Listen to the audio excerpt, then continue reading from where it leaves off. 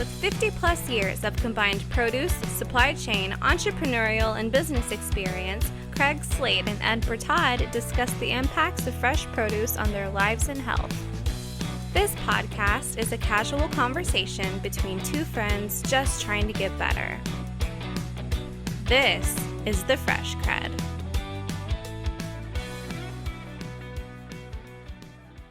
We are back live again here from the Monterey Peninsula. And Ed, I think it's a good idea before we bring on our first guest here and start that chit-chat, we take a second to say thanks to the sponsors, the folks that make this possible. I think that's a great idea. Because we'd like to have them back, we would very much love to have them back. Well, of course, we mentioned the IFPA. They are definitely somebody that we say thank you very much. We appreciate the space and the opportunity to be here. Mm-hmm. But I'd also like to say thank you, IFCO. I think you have a lot of reasons to thank IFCO. I have a ton of reasons. Yeah, so, but thank you, IFCO. And IFCO's actually bringing us our first guest, which we'll keep under wraps for now. But for a second. Also, we'd like to thank Full Tilt Marketing. Oh, yeah. They're doing a great job.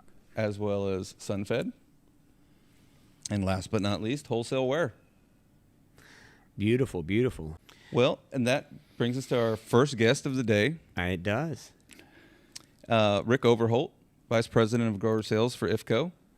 I think y'all have met. We've all met. I have definitely met Rick. Yeah. No, Rick. Thanks for being with us today, Rick. Thank you. It was you a little for bit of a having drive me. for you this morning, but Yes. definitely. So he had to put on a serious drive, did he? He has to. Oh yeah, like an hour and a half. I mean, a real grueler. Grueler. Yeah. He brought the Winnebago so he could take a nap on the way. I don't know if there are any rest areas between there and here, but or the what's that thing? The silver one, the Jetstream or the Airstream. Airstream. We talked about that. Yeah. Was that you and I talked about Airstream? Yeah, I drove by a dealership. Do you have an Airstream, Rick? I do not. Okay. Yeah. You should get one for that drive. So yeah, we're joined by Rick Overholt, one of our sponsors, representing IFCO. Thanks for being here, Rick. Happy to be here. Thank you. So anyway, but you and Rick, you guys have a fairly long history. Yes. Yeah. So you guys both before RPCs, I think y'all had some associations in the pallet world, right? Yeah. So we've both worked for CHAP at overlapping times. He much longer. I was with IFCO Pallet Management Services before that. CHAP, wait a second. Before CHAP, I think you guys were like dueling it out, right? When you were an IFCO pallet guy? Oh yeah, I mean we competed to a certain degree. Yeah, technically, yeah. Yeah. Just trying to create some controversy. Sounds like you're trying to convince. It sounds like you're trying to just trying to get something, create some tension. I've been told that we need a little controversy. I'm completely healed. I mean, I don't know why you're stirring the pot. Well, so for me, IFCO is near and dear to my heart, and yes, I've known Rick for some time, knew him back when actually he was on the other side, with the Pallet Boys, and it's just I feel good for both of you guys coming all the way from pallets to, the good clean world of plastic RPCs, right? So it's You used to make fun of me back when you were a pallet guy and I was RPC guy. I always wore a jacket. Mm-hmm. And you'd wear your cowboy boots and slap around. Yeah, make fun of me for being Mr. Professional guy. Now look at you. Well, you made me wear this. Okay, that's right. Never mind. Sorry. Anyway, I interrupted, but continue on. You guys have known each other a while. Yeah. Yes. Not trying to create any controversy. Forget that. So how is the RPC world? It's really good, really good. I've been here for about a little over a year and a half. It's been a great move for me, and really, really great company. I love the mission. I love what we're focused on here. There were, obviously in this industry, it's a little bit incestuous because it's so the skill set is so unique, because the sale isn't done whenever you lease the pallet. There's more to do after that. There's inventory management and things like that. So, there's a reason why, we gravitate towards this business. We started out in it. IFCO's been doing this. This is our 30-year anniversary this year. I started out with CHEP in '99. I actually started in the RPC business with CHEP. Did you really? It was not pallets. I was there for 7 years, and we did RPCs until we sold them to IFCO. So I love to throw around the term OG. So anytime I get a chance to say, "Oh, that's the OG," I say OG, right? Yeah. So CHEP was the OG, really, in North America. Now, I believe IFCO might be the OG in a European basis. It's global. Actually, IFCO was on the ground here before we were really going. My first couple of years here, I saw IFCO in my customers before I saw CHEP, and when I got there, the pool was just really getting going in North America. Yeah, but for as everybody knows, I mean, yeah, in Europe for sure. Well, but here in the United States, CHEP secured that deal with big Walmart. Yeah. Back in the late 90s, I believe it was, when that went down. Yeah. And that really blew the pool up. Kind of got things underway. And absolutely. Because, like I say, when I came into the RPC space, when I got there, CHEP was the dominant force in IFCO. By the time I got there, IFCO was up and coming, but it was a pretty distant second. And then IFCO having the opportunity to take on the CHEP pool is really when it just started catapulting. And IFCO has never looked back since then, right? Right. I certainly believe having me on board made all the difference in the world. So I was glad I could, set the stage for you guys. Yeah. Wow. Yeah. Just. Is this where we say thank you? It's, no thanks required, Ed. Thank you. All good. So, but no, it is an excellent company. Great, like I say, global footprint, huge. Doing, if you go in Europe and you go in the grocery stores over there, still using the green crates, right? Yeah. I don't know if exclusively, but yeah, by and large. They're in the mix for sure. Yeah, so, the last time I was there, it was still all green. I mean, I don't know that. I was just in Germany a little bit earlier this year, and it seemed like it was more black in a lot of instances. So they're making that I might have just been. It might be a little bit different country by country, but I think that's what I saw when I was there. When I was going to the service centers, but yeah. And I haven't been in a while, or I haven't actually. I really don't look at the boxes anymore. So I got different focuses now. I'm more focused on their zucchini. Right. How does their zucchini look? So, but you need to focus. Yeah, I definitely need to focus. Something I'm good at. I've always been.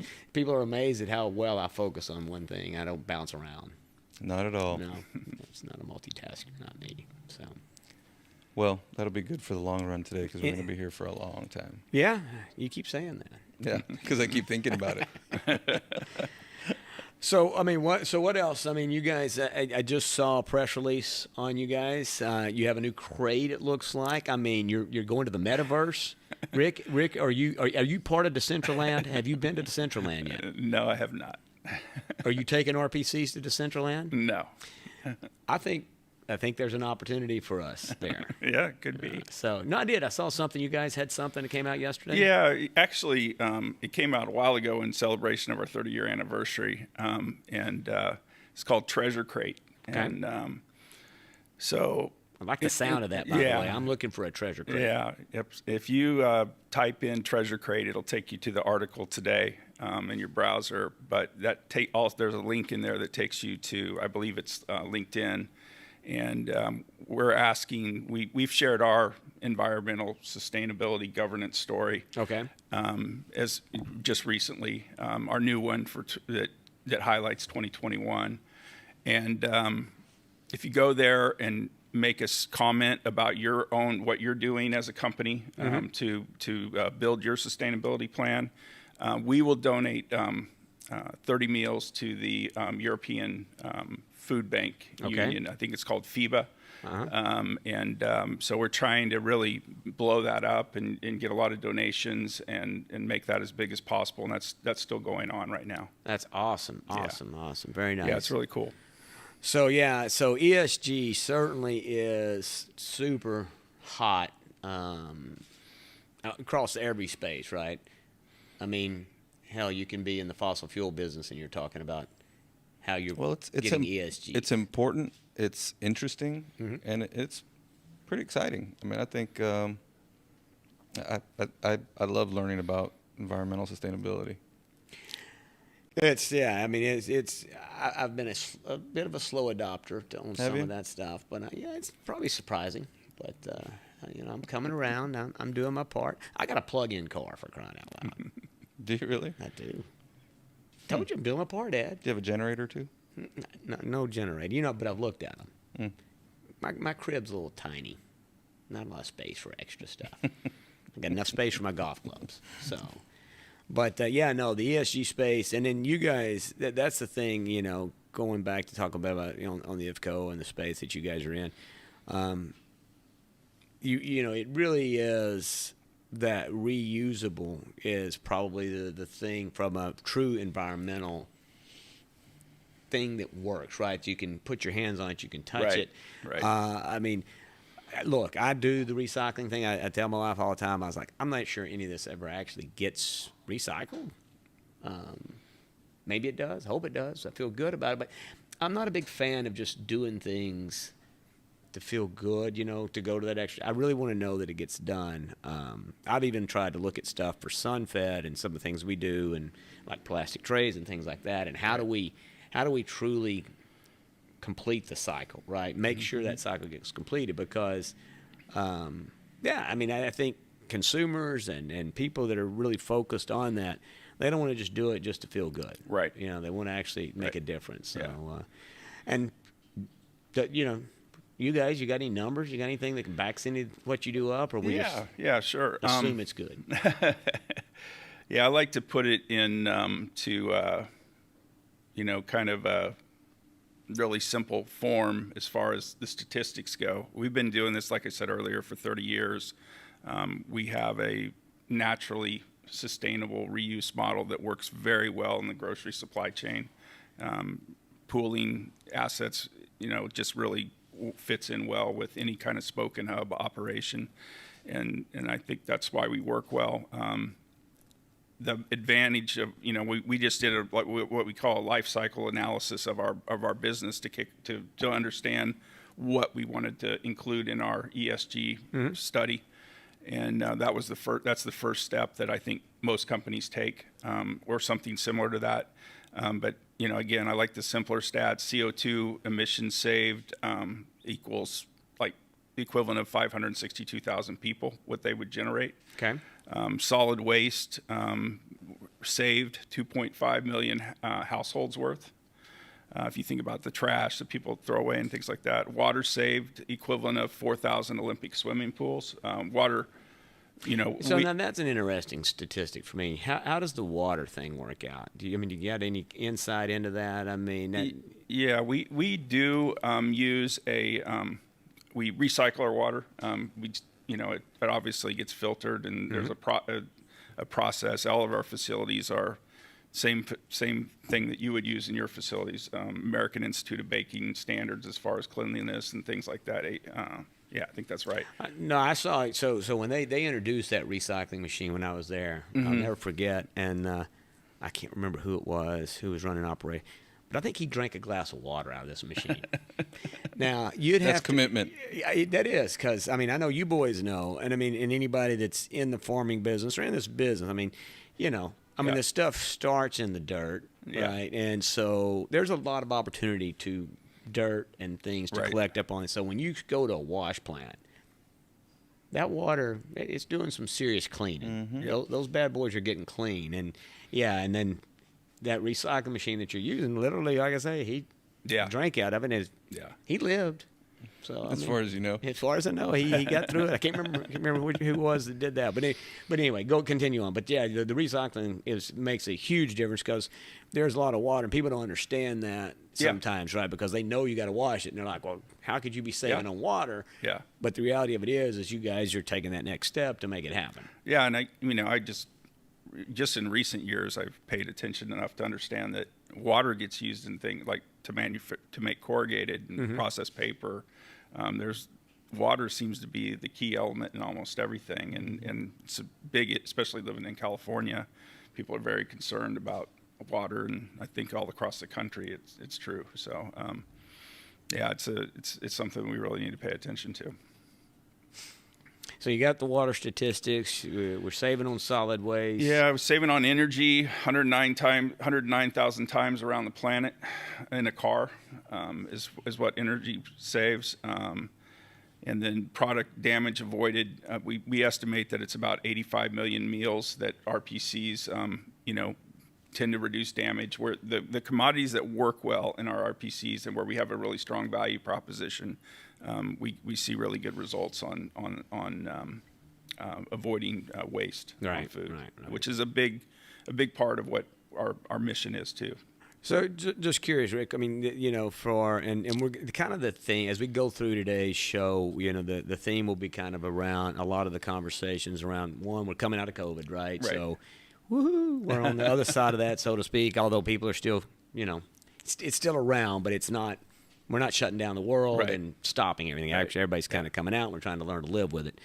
You got that, and then you got something called inflation apparently is hitting the world in a lot of different places. But those two themes are kind of going on. And just curious, for you guys, and maybe for you personally, but how are things, with IFCO? What are you guys seeing coming out of COVID? Let's start with that. Welcome to Behind the Greens, devoted to quality, consistency, and an ever-evolving perfect produce program. Nogales, Arizona-based SunFed is at the top of its game with fruit and vegetables produced by some of the world's finest growers. With the increasing demand for more flavorful and nutritious cuisine, SunFed is ramping up its eggplant program in the fertile soil of the Culiacan region of northwestern Mexico. The versatile vegetable is triple washed and packed in state-of-the-art facilities in order to bring a consistently dependable and superior product to market. Like all of SunFed's produce offerings, perfect eggplants are grown in both a sustainable and responsible way, ensuring that not only the product is cared for, but the people as well. To ensure food safety standards are not only met, but exceeded, the company has established its own internal food safety standards and audits, administered by SunFed's food safety specialists, while Primus Labs conducts field testing utilizing multi-residue screening. And food safety isn't the only topic that is top of mind for SunFed. In addition to having pioneered innovative packaging for eggplant under the Perfect Produce brand, SunFed has pursued advancements in extending shelf life with modified atmosphere/modified humidity packaging. For the customer that buys first with their eyes, this eye-catching, original campaign will bring both differentiation and quality to produce departments. Thank you for watching Behind the Greens.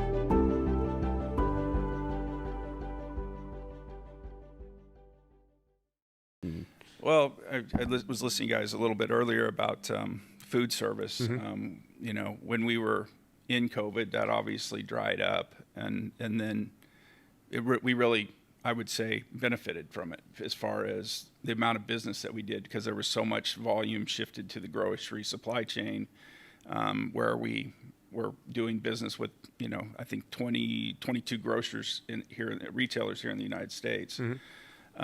So we saw a major lift in business. We had to scramble. Fortunately, we've been we've been investing in our company and improving our wash equipment so we can handle the capacity. We're still manufacturing a lot of containers, but that also had its challenges as well because resin prices went up. So you had to be aware of that and really pay attention. How do you do that the right way but still be positioned to grow whenever we came out of COVID? Yeah. Post-COVID, I would say that we're probably seeing a lot of the same issues that our growers are seeing. There's a lot of parallels there, especially around labor in the type of labor that we need. A lot of similarities. Yeah. So it's very, very similar issues. It's a labor-intensive business, what you guys do. I mean, the wash plants, the machines are there, but they got to have people on all points of that machine to get them in, get them out, get them stacked. Which is why automation is becoming more and more important. Are you guys? So you guys are doing some of the automation stuff? Yeah, that's definitely where the focus is right now. Yeah. So you working with Elon Musk? No, not yet. You should. You should call that guy up. Will you introduce us? Huh?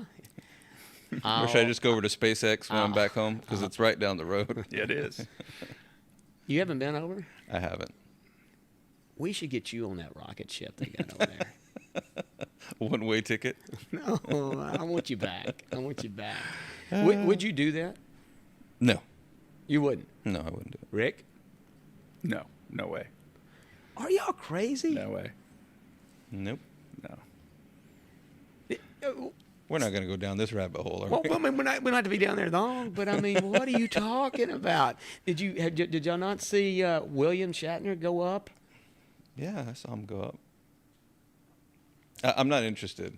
There's plenty of other things. I'm not interested, but it's like, man, could you imagine what we have? I would say. Imagine how many people would tune in if I had been in space and you could say, hey, that guy's an astronaut. You get to be called an astronaut. You get to be an astronaut once you once you break through that. Yeah. That risk reward is just not there for you. You don't want to be that rocket that blows up. One time when I was in college, I jumped out of an airplane. Oh my God! A perfectly good one. Yes, and I will never do anything that risky again, and that certainly is above the risk level. Now we're going to keep on this rabbit hole because I love it. So you jumped out of a plane. That's something I've never had the courage to do. My daughter Laura has. And she loved it, so it doesn't sound like you loved it. I did not. I did what was called a static line jump. I was a resident assistant in the dorms at ASU, and oh, really? I convinced a bunch of guys on my floor to go with us so we could get a discount. And once we got there and we were going through everything, they said, now, some people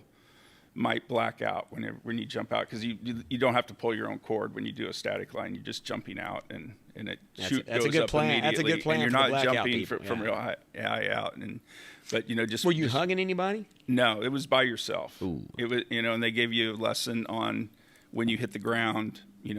How you were going to handle it. And I was one of those folks that blacked out and trying to remember really quickly what I needed to do when I realized what was going on, and I handled it fine, but I just that cured me of anything like doing anything like that, even close to that ever again. Well, I think you've cured me for ever doing it. So, so I didn't know. So, I mean, I think the hugging program would probably be the only way that I might do that. I ain't going down by myself because what if you black out and you don't come back in until you're crashing to earth? Yeah, that's no good. This is a long time ago and probably is way safer today, but, and probably was not safe on. Was it a kid from ASU flying the plane? I mean, was it one of some ASU group? No, it was. That was a problem. That was some serious risk taking there. Yeah. There was. It was not. A lot of my, ASU has a pretty good commercial pilot program, so a lot of my friends were pilots, but it wasn't anybody from ASU. Okay. So, yeah, my son just graduated ASU. Oh, good. Yeah. Good. So give it a hard time. Yeah. He didn't jump out of any planes, although he would. So I had to. So and we'll get off this subject, but so I have this weird thing. I mean, there's not a lot of stuff that I'm afraid of, but roller coasters and heights in a certain setting. And so years ago, our girls were young. Granger hadn't been born at the time. We're in San Antonio, and they invented this new ride where it's they strap you. They strap 3 people back then. They'd strap 3 people, and you go on the ground, and they take you up and lift you up, and then they just drop you, and you. Well, I wasn't getting on that, dude. But my wife, she loves that kind of stuff. Loves roller coasters, all that kind of stuff. So I had to stand down there with the 2 kids.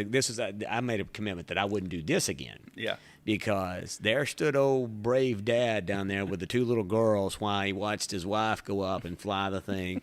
And from that point forward, I said, "Yeah, I won't ever do that again." So you'll have to. Somebody else will have to watch the kids, but I'm not going to be there. I said, "I'm not going to be on the ride, but I'm not going to be standing down there in embarrassment of I'm too afraid to get on there." Yeah. So, yeah. But that's hats off. That's cool that you jumped out. Would you jump out of a plane, Ed?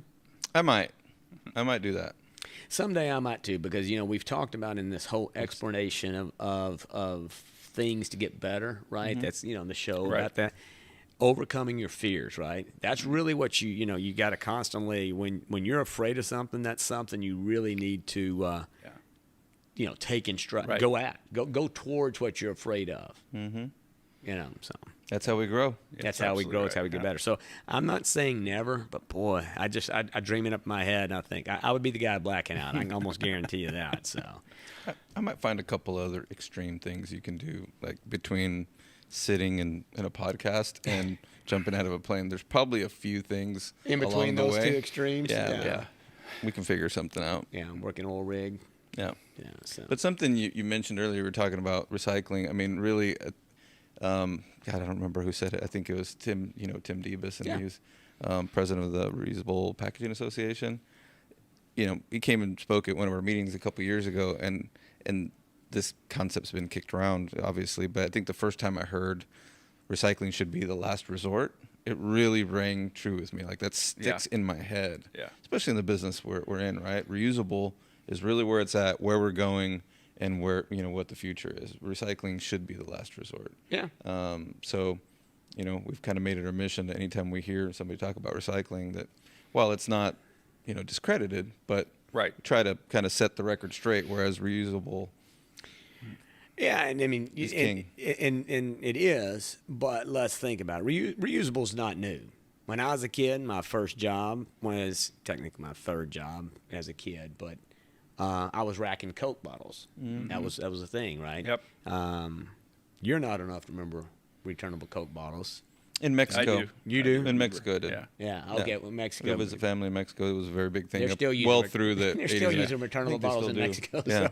So they've yet to catch up on the throwaway bottles. But yeah, I mean, I racked Coke bottles. Yep. I mean, as a kid before that, we used to collect them. Right, you collect them and take them to the grocery store. You could earn an income. But pooling, true pooling, like we do, obviously is those pooling systems were small, regional, within one company, company-owned assets, et cetera. So which is what really kind of sets our business apart, which is the pooling on a large geographic level. Yeah. But what I was getting at is reusables have been around, milk jugs, whatever. There's all that stuff, but the logistics, right? The reason it's easier to move to recyclable or something like that is the logistical piece of the business, because it's not easy what you guys try and do, right? Absolutely, that's the biggest part. It's not just about moving them around, but moving the right ones to the right places and getting them back. And so going back to kind of as we go all the way back around. Obviously inflation, I mentioned that, and I know that's going to be affecting you guys considerably, as it is every one of us. I don't care. I don't know what business you can be in that inflation's not a drag. But I'm just curious. Right now, is in what space is that the biggest challenge? Is it fuel cost? Is it plastic cost? What do you see as really being the biggest challenge for what you guys are trying to do? I would say it's really hard to pinpoint because it really is hitting on all aspects. We don't, labor is big. Yeah. I would say that might be up there at the top of the list, even though it, probably isn't the first thing that comes to mind for people. Transportation certainly has been something that's been big. Of course, we hope those things improve over time as we go along and things settle down a little bit. Transportation market's loosening up a little bit, and it's a little bit better than it was. Yeah, it's really hard to pinpoint to exactly what it would be because it's so much. We continue to manufacture, and that's not not ideal, but we need to so we can grow. Yeah, that can't be a cheap process in this day and age, right. Manufacturing those dudes. Yeah. But like I say, that's what you've got to, as long as you guys are doing your job and growing the business, then they probably want to be manufactured because that's actually good news for all involved. So, well, yeah, I mean, I can tell you on our side of it, certainly labor. It still probably comes back as one. And here, and for us, I mean, people don't realize in Mexico, labor is super difficult, right? I mean, they think that they don't have, but no, that's probably our biggest issue. Yeah, I saw a study at one of these events a couple of years ago, and they were talking about reverse migration, and it's going on everywhere. Yeah, people are actually leaving Mexico, going further south for better jobs. Same thing's going on here. It's crazy. It's going on in Europe. It's really interesting how what's going on with that. I mean, when it all comes down to it, I mean, it's a changed world. I mean, it's changed because of COVID. Right. It's changed because of inflation. The Fed just raised interest rates yesterday. Yep. I mean, we're in it. Yeah. I mean, the world's always changing, but it just feels like that the last, 24 months, something like that. It's been, I mean, I'm 56, so I've seen a few different things. Yeah, I'm about to be 56. Okay, so and the only thing, and I can only remember this as a kid, but the only thing time-wise that seems to be as volatile as what I recall is the 70s. Yeah. I mean, waiting in gas lines and just when the interest rates then were crazy. Obscene. Yeah. And it, economically, some of the things that made sense then don't align today. You paid a lot in interest rates, but you actually got a decent interest rate from a savings account. Those things are not there anymore. And so there's no reward for being a good saver in this environment today, and that was a big deal back then. Yeah. Oh no, for sure. I mean, imagine making 12% on your money in a savings account. Yeah. I mean, it's crazy stuff. Yeah. But you were also paying 16% for your house. Home loans were ridiculously high. Oh, yeah. We don't even realize how spoiled we are sometimes as far as how low they got. Yeah. And we're pressing against the Fed rates. Gosh, I just got over 2, I think, with this recent upgrade. But, 30-year fixed mortgage is still in the 5s. Right. And it's a long ways. And realistically, I'm not sure we can handle that. But, I mean, I guess we'll figure out how to handle whatever comes our way. But I don't know, man. It's been a great conversation. Yeah. Really, you guys at IFCO, I mean, continue knocking it out of the park on the ESG space. And thank you. Yeah, I appreciate you having me. This is a really neat platform. I've been paying attention to it ever since Viva Fresh, and it's just I think it's a neat format. Well, hey, we appreciate that for sure. Thanks for being here. Yeah. My hair looks better than Ed's, don't you think? Absolutely. Thank you. I thought you were doing some head spins this morning. Anything you wanted for us to cover before we?